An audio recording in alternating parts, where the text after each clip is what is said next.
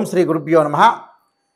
2025 English ఈ సంవత్సరంలో మనకి ఏ విధంగా ఉండబోతుంది, 2025లో మేషాది ద్వాదశ రాశుల యొక్క ఫలితాలు ఏ విధంగా ఉండబోతుందో మనం తెలుసుకుందాము.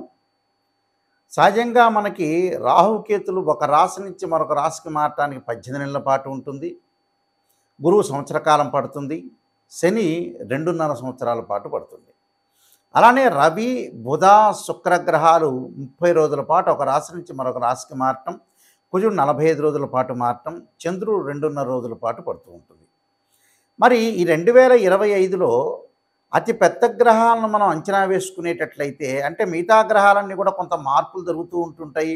కొన్ని కాంబినేషన్స్, కొన్ని కంజంక్షన్స్ జరుగుతుంటాయి సహజంగా. అవన్నీ కూడా నెల రోజుల పాటు ఒక రాశి నుంచి మరో రాశికి 45 రోజుల పాటు మారుతూ ఉంటాయి. సహజంగా అవన్నీ కూడా మార్పులు జరుగుతుంటాయి. కానీ అతిపెద్ద గ్రహాలైన రాహుకేతులు మనకు అనుకున్నట్టుగా 18 నెలల పాటు ఉంటాడు. శని 2.5 సంవత్సరాలు, గురువు సంవత్సర కాలం పాటు ఉంటాడు. మార్చి 29వ తారీఖు 2025 రాత్రి 9:44 పూర్వభద్ర నక్షత్రం 4వ పాదంలో మీనరాశిలోకి శని యొక్క సంచారం జరుగుతుంది.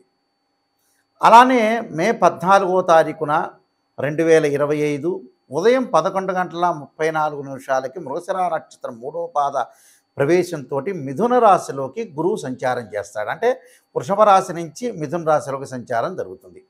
మే 20వ తారీఖు 2025 ఉదయం 6:45 పూర్వభాద్ర నక్షత్రం 3వ పాద కుంభరాశిలోకి ప్రవేశంతో రాహు కుంభరాశిలోకి మీనరాశి నుంచి కుంభరాశిలోకి ప్రవేశం జరుగుతుంది. అలానే మే 20వ తారీఖున ఉదయం 6:45 కేతు ఉత్తరా నక్షత్రం 1వ పాద సింహరాశిలోకి ప్రవేశం జరుగుతుంది. అంటే కన్య నుంచి సింహరాశిలోకి కేతు యొక్క ప్రవేశము, మీనం నుంచి కుంభరాశిలోకి రాహు యొక్క ప్రవేశము, వృషభం నుంచి మిథునంలోకి గురువు యొక్క ప్రవేశము, దానితో పాటు శని భగవానుడు కుంభం నుంచి మీనరాశిలోకి సంచారం చేస్తారు. అంటే అతిపెద్ద గ్రహాలు ఈ 4 గ్రహాలను బట్టి మనకి 2025లో ఏ విధంగా మేషాది ద్వాదశ రాశుల యొక్క ఫలితాలు ఏ విధంగా ఉన్నాయో ఒక్కసారి మనం తెలుసుకుందాం. 2025లో వృశ్చిక రాశి వాళ్ళకి ఏ విధంగా ఉండబోతుంది అంటే, వృశ్చిక రాశి వాళ్ళకి శని యొక్క ప్రభావం తగ్గుతుంది. మార్చి 29వ తారీఖు 2025 పంచమ స్థానంలో శని యొక్క సంచారం వల్ల స్థాన మార్పులు జరగటం ఒకటి, స్థానచలనము, గృహాల్లో మార్పులు, ఉద్యోగంలో మార్పులు, రకరకాలుగా అన్వేషిస్తూ ఉంటారు. అంటే రకరకాలుగా కొన్ని మార్పులు జరుగుతూ ఉంటుంటాయి వాళ్ళకి. ఆ మార్పుల అనుగుణంగా కూడా జీవితంలో విజయం సాధించే అవకాశాలు ఎక్కువ ఉంటాయి. కానీ గౌరవ మర్యాదలకు లోటు ఉండదు. కానీ డబ్బులు ఖర్చు అయ్యే సూచనలు అనేవి ఒకటి ఉంటాయి. అంటే దాదాపు వీళ్ళకి 45% బాగుంటుంది, కానీ ఖర్చులు పెరుగుతూ ఉంటాయి. ఖర్చులు పెరగడానికి కారణం ఏమిటి అని అంటే, వాళ్ళు ఏదో పిల్లల యొక్క చదువులు, పిల్లల యొక్క ఆలన పాలన, పిల్లల్ని డెవలప్మెంట్ చేయడానికి, వ్యవసాయ భూములు, భూ సంబంధమైన వ్యవహారాల్లో తల ఎత్తే అవకాశాలు. భూ సంబంధమైన వ్యవహారాలు తల ఎత్తటం అంటే ఏంటంటే, భూ సంబంధమైన వ్యవహారాలు కొనుగోలు చేస్తారు.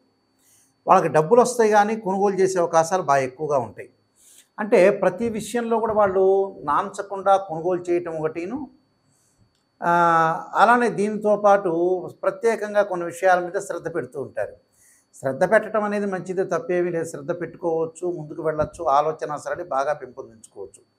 డబ్బుల పరంగా ఇబ్బందులు లేకుండా ఆలోచనలు బాగా పెరగటం ఒకటి, విలువైన ఆభరణాలు, బంగారు ఆభరణాలు కొనుగోలు చేయటం, అలానే గృహ నిర్మాణం చేపట్టే అవకాశాలు, వ్యవసాయానికి సంబంధించిన పొలాలు కొనుగోలు చేయటం అవకాశాలు ఎక్కువగా ఉంటాయి. అలానే ఎలక్ట్రానిక్స్ గూడ్స్, అలానే వాహనాలు కొనుగోలు చేసే అవకాశాలు బాగా ఎక్కువ ఉంటాయి. అంటే 45% చాలా అనుకూలంగా ఉండే అవకాశాలు ఎక్కువగా ఉంటాయి. కాబట్టి ఇక్కడ వీళ్ళకి ఎల్నాటి శని యొక్క ఏదైతే అర్ధాష్టమ శని యొక్క ప్రభావం కూడా తగ్గిపోతుంది. తగ్గిపోవటం వల్ల కొద్దిగా వాళ్ళకి ఆరోగ్యపరంగా ఇబ్బందులు లేకుండా ఉంటుంది. ఆరోగ్యం అనేది కుదుటపడుతుంది. దీర్ఘకాలిక వ్యాధులు ఉన్న వాళ్ళు కూడా కొంత తగ్గే అవకాశాలు బాగా ఎక్కువ ఉంటాయి. అంటే ప్రతి దానిలో కూడా కొంత విజయం సాధించడమే కాకుండా వాళ్ళకి ఏదైతే వ్యవహార శైలి, కోర్టు సమస్యలు కూడా పరిష్కారం కావటం ఒకటి, ఓటమి తగ్గటం ఒకటి, డబ్బులు కొంత మటుకు ఖర్చు చేస్తుంటారు. డబ్బులు అంటే ఏంటంటే శుభకార్యక్రమాలకి, తీర్థయాత్రలకి, పెళ్ళిళ్ళకి, పిల్లల యొక్క చదువులకి, వీళ్ళ యొక్క పిల్లలకు కూడా విదేశాల్లో ఉద్యోగాలు రావటమే కాకుండా మంచి విశ్వవిద్యాలయంలో సీట్ రావటం ఒకటి, దానికోసం కొంత డబ్బులు ఖర్చు పెట్టే అవకాశాలు బాగా ఎక్కువగా ఉండటం ఒకటి, జాయింట్ దారుల వల్ల కొంత మోసపోయే అవకాశాలు ఎక్కువ ఉంటాయి. జాయింట్ ద్వారాల వల్ల కొంత మోసపోకుండా తొందరపడి ఎవరిని పడితే వాళ్ళని నమ్మొద్దండి. ఎందుకంటే వాళ్ళకి చతుర్థ స్థానం రాహు యొక్క సంచారం కూడా ఏర్పడుతుంది 2025లో. తల్లి యొక్క ఆరోగ్య విషయంలో కానీ, వాహనాల మీద ప్రయాణం చేసేటప్పుడు కానీ, వాహనాలు కొనుగోలు చేసేటప్పుడు అగ్రిమెంట్స్ వాటిల్లో కూడా కొంత అభద్రతా భావం అనేది ఉండకూడదు. అంటే అభద్రతా భావం అంటే ఏంటంటే తొందరగా డాక్యుమెంట్స్ చూస్తాం ఒకటి, ఇల్లు కొనుగోలు చేసేటప్పుడు, పొలాలు కొనుగోలు చేసేటప్పుడు బిల్డర్స్తో కానీ, డాక్యుమెంట్స్ కానీ, లింక్ డాక్యుమెంట్ కానీ, రిజిస్టర్స్ సంబంధించిన విషయాల్లో కానీ అన్నీ కూడా కరెక్ట్గా ఉన్నాయా లేదా చూసుకోవాలి. అంటే మనం ఒక వస్తువును కొనుగోలు చేసేటప్పుడు ఇవన్నీ కూడా మనం ఆలోచన చేసి ముందుకు వెళ్ళాలి కదా. ఆలోచన చేసి ముందుకు వెళ్తేనే మీకు మంచి జరిగే అవకాశాలు ఎక్కువగా ఉంటాయి. వివాహ ప్రయత్నాలు సఫలీకృతం అవుతాయి. స్త్రీలకు కూడా ఉన్నతమైన అభిప్రాయాలు కలిగే అవకాశాలు ఉంటాయి. విద్యార్థులు అధిక శ్రద్ధతో చదివితే కానీ పాస్ అయ్యే సూచనలు అనేవి ఉండవు. కాబట్టి అధిక శ్రద్ధ అనేది చాలా ఇంపార్టెంట్. ఎందుకంటే వేరే వ్యాపకాలను తగ్గించుకుంటూ ముందుకు వెళ్ళాలి. అయితే డబ్బులు ఖర్చు అయ్యే సూచనలు అయితే ఉన్నాయి. ఆ డబ్బును కొంత పొదుపు చేసుకోండి. ఎందుకంటే 25% అనవసరమైన ఖర్చులు. ఒకటి కొంటే ఇంకోటి ఫ్రీ అని కొంతమంది ఖర్చు పెట్టే అవకాశాలు ఉంటాయి. అలాంటివన్నీ కూడా లేకుండా చాలా జాగ్రత్తగా ఆలోచన చేసి నేను చెప్పిన రెమెడీస్ పాటించండి. మీకు మంచి జరిగే అవకాశం ఖచ్చితంగా ఉంటుంది. ఈ రాసుల వాళ్ళందరూ కూడా చక్కగా కొన్ని అనుసరించాల్సిన నియమాలన్నీ ఉన్నాయి. ఈ సంవత్సరం అంతా కూడా 2025లో ఈ రాసుల వాళ్ళందరూ కూడా అనుసరించాల్సిన విధానం ఏమిటి, విధి విధానాలని అనుసరిస్తే మన జీవితం అనేది ఎలాంటి మలుపు తిరగబోతుంది అంటే, వృత్తి, ఉద్యోగ, వ్యాపారం కానీ, వివాహం కానీ, అలానే ఆరోగ్యపరంగా కానీ, ఆర్థిక సమస్యలు కానీ, కోర్టు సమస్యలు కానీ, ఇలాంటివన్నీ కూడా ఇబ్బందులు కలగకుండా ఉండటానికి నేను కొన్ని ప్రత్యేకంగా రెమెడీస్ చెబుతాను. ఆ రెమెడీస్ అనేవి మీరు పాటించండి. మీకు మంచి జరిగే అవకాశం ఖచ్చితంగా ఉంటుంది. 2025లో గణపతి యొక్క ప్రార్థన చేయండి. గణపతి యొక్క ప్రార్థనలా చేయాలి అని అంటే మనకి 2025 సంవత్సరంలో సహజంగా సంకష్టహర చతుర్థి వ్రతాన్ని పాటించండి. సంకష్టహర చతుర్థి వ్రతాన్ని ప్రతి నెలలో చేసుకోవటం కానీ, లేకపోతే నెలకి ఒక నెలలో చేస్తే నెక్స్ట్ మంత్ ఆపేసుకొని ఆ పై మంత్లో కానీ సంకష్టహర చతుర్థి గణపతి యొక్క ప్రార్థన, గణపతిని గకార అష్టోత్తరంతో ప్రార్థన చేయటం చేయండి. అంటే వక్రతుండ మహాకాయ కోటి సూర్య సమప్రభ నిర్విఘ్నం కురుమే దేవా సర్వకార్యేశ్వరుదా అనే మంత్రాన్ని చక్కగా చదువుకోండి. వీలైతే తత్పురుషాయుధ్యే వక్రతుండాయ ధీమహే తన్నోదంతి ప్రచోదయాత్ అనే మంత్రాన్ని చదవటం ఒకటి. గణపతి యొక్క ఆలయాలను దర్శనం చేయండి. అది ఎప్పుడు సంకష్టహర చతుర్థి రోజున కానీ, బుధవారం కానీ, హస్తా నక్షత్రం కానీ. అంటే మన జీవితంలో ఉండే విఘ్నాలన్నీ కూడా తొలగిపోతుంటాయి. ధనం కలిసి రావాలంటే, ధనపరంగా ఇబ్బందులు మీకు కలుగుతున్నాయి అంటే, ఓం యక్షాయ కుబేరాయ శరణాయ ధనధాన్యాధిపతే ధనం ధాన్య సమృద్ధిమే దేహిమే దాపై స్వహ అనే మంత్రాన్ని చక్కగా గురువారం రోజున ప్రాతకాలం చదవండి. వీలైతే ఇది నేను చదవలేను గురువుగారు అని చెప్పిన వ్యక్తులకి దేవానాంచ ఋషీనాంచ గురుకాంచన సన్నిభం బుద్ధిమతం త్రిలోకేశం తమ నమామి బృహస్పతిమని ప్రదోషకాల సమయంలో 2025లో ప్రతి గురువారం రోజున సాయంత్రం పూట చదవండి. వీలున్న గురువారాలు ఎక్కువ శాతం చదవటం అనేది నేర్చుకోండి. దానివల్ల ఏదంటే ధనం కలిసి వచ్చే అవకాశాలు ఎక్కువ ఉంటాయి. రుణబాధలు ఉన్న వాళ్ళు 2025లో ఖచ్చితంగా ఒక అర కేజీ బెల్లం బుధవారం రోజున కానీ, సోమవారం కానీ దానం చేయండి.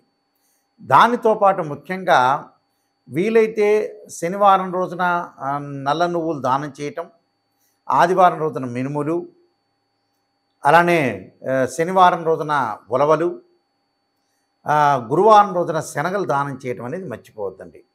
చేసిన తర్వాత ఏదైనా సరే మంగళవారం వస్తుంటుంది మనకి. అంటే మంగళవారం రోజున కానీ, వీలైతే మృగశిర, చిత్త, ధనిష్ట నక్షత్రం రోజుల్లో కానీ కందులు దానం చేయండి. కందులు దానం చేయటంతో పాటు చక్కగా కందుల్ని ముందు రోజున నానబెట్టి ఆవుకు పెట్టడం అనేది కూడా నేర్చుకోండి. అలానే వాహన ప్రమాదాలు ఇవన్నీ కూడా కలగకుండా ఉండాలంటే ఖచ్చితంగా సుబ్రహ్మణ్య స్వామి యొక్క ఆరాధన చేయండి. తత్పురుషా విద్యే మహాసేనాయ ధీమే తన్నో షణ్ముఖ ప్రచోదయాత్ అనే మంత్రాన్ని చక్కగా చదవండి. కోర్టు సమస్యలు కూడా మీకు పరిష్కారం జరిగే అవకాశాలు ఖచ్చితంగా ఉంటాయి. అలానే వివాహం కాని స్త్రీ పురుషులు ఎవరైతే ఉంటారో వాళ్ళందరూ కూడా తప్పకుండా సీతారాముల యొక్క కళ్యాణంలో కానీ, శివపార్వతుల యొక్క కళ్యాణంలో కానీ పాల్గొనండి. అలానే శ్రీ వల్లీదేవి సమేత సుబ్రహ్మణ్య స్వామి యొక్క కళ్యాణంలో పాల్గొంటే కూడా మీకు కళ్యాణం జరిగే అవకాశం ఖచ్చితంగా ఉంటుంది. దీనితో పాటు విద్యార్థులు ఖచ్చితంగా విద్యలో వెనకబడి ఉన్నట్లయితే దక్షిణామూర్తి స్తోత్ర పారాయణం చేయండి. అలానే సరస్వతీ దేవ ఆలయాన్ని సందర్శన చేయటం అనేది మర్చిపోద్దండి. అంటే ఇవన్నీ కూడా ఆరోగ్యపరంగా ఇబ్బందులు కలిగే వ్యక్తులు కూడా శరీరే జర్జరీభూతే వ్యాధిగ్రస్తే కలేబిరి ఔషధం జాహ్నవీతూయం వైద్యో నారాయణ హరి అనే మంత్రాన్ని చక్కగా చదువుకోండి. నువ్వుల నూనెతోటి శివుడికి అభిషేకం చేయండి. చేస్తే కూడా ఆయు ప్రమాణం పెరిగే అవకాశం ఉంది, ఖచ్చితంగా ఉంటుంది. అలానే ప్రతి విషయంలో కూడా ముందంజలో ఉండాలంటే ఖచ్చితంగా కొన్ని నియమాలనేవి పాటించండి. ఆ నియమాల్లో ముఖ్యంగా నేను కొన్ని విషయాలు స్పష్టంగా తెలియజేస్తున్నాను. అవన్నీ కూడా మీరు పాటించి ముందుకెళ్తే మీకు మంచి జరిగే అవకాశం ఖచ్చితంగా ఉంది. ఇలాంటివన్నీ కూడా మీకు అన్నీ కూడా దోషాలన్నీ తొలగిపోవాలంటే ఖచ్చితంగా ఏదైతే మీకు బాధలనేవి ఉంటాయో ఆ బాధలన్నీ కూడా తొలగటానికి ప్రత్యేకంగా నేను ఒక పుస్తకాన్ని రాశాను. అది రాజమండ్రి మోహన్ పబ్లికేషన్ వాళ్ళు బృహత్ పరిహార సింధు అని మంత్ర యంత్ర తంత్ర రెమెడీస్ అనే పుస్తకం ఉంది. ఆ రెమెడీస్ అనే పుస్తకంలో చక్కగా మీరు అన్ని మీకు ఏదైతే ఈతి బాధలు అనేవి ఉంటాయో రకరకాల ఆరోగ్యపరంగా కానీ ఉద్యోగపరంగా కానీ వివాహపరంగా కానీ ఇబ్బందులు కలిగిన వ్యక్తులు ఎవరైతే ఉంటారో వాళ్ళందరూ కూడా చక్కగా ఆరోగ్యం పెంపొందించుకోవాలి, ధనం కలిసి రావాలి, పిల్లల యొక్క పెళ్ళిళ్ళు కావాలి, చదువులు ఉండాలి, రకరకాల సమస్యలు మనుషులు బాధపడుతూ ఉన్నారు. ఆ సమస్యలన్నిటికి కూడా మనకి మంచి ఆధారంతో ఉన్న పుస్తకాన్ని నేను తయారు చేశాను. ఏమిటంటే అది రామాయణంలో కానీ భాగవతంలో కానీ భారతంలో ఉండే కొన్ని శ్లోకాలు కానీ అలానే పురాణాల్లో కానీ ఇతిహాసాల్లో కానీ మంచి మంచి శ్లోకాలు మంత్రాలన్నీ కూడా మనకు వేదం చెప్తుంది. ఆ వేదంలో ఉండే శ్లోకాలు మంత్రాలకు సంబంధించినవన్నీ కూడా రెమెడీస్ అనేవి కొన్ని పుస్తకంలో ఉంది కాబట్టి నేను రాసిన పుస్తకంలో పొందుపరిచానది. ఆ పుస్తకం పేరు బృహత్ పరిహార సింధు అంటారు. ఇది రాజమహేంద్రవరం మోహన్ పబ్లికేషన్ వాళ్ళు ప్రింట్ చేశారు. ఈ పుస్తకంలో మీకు ఏదైతే దోషాలనేవి జాతకపరంగా ఉంటాయో ఆ దోషాలన్నీ కూడా తొలగటానికి ఆ పుస్తకం అనేది చాలా ఉపయోగపడుతుంటుంది. ఆ పుస్తకాన్ని మనం స్క్రీన్ మీద చూపిస్తున్నాము.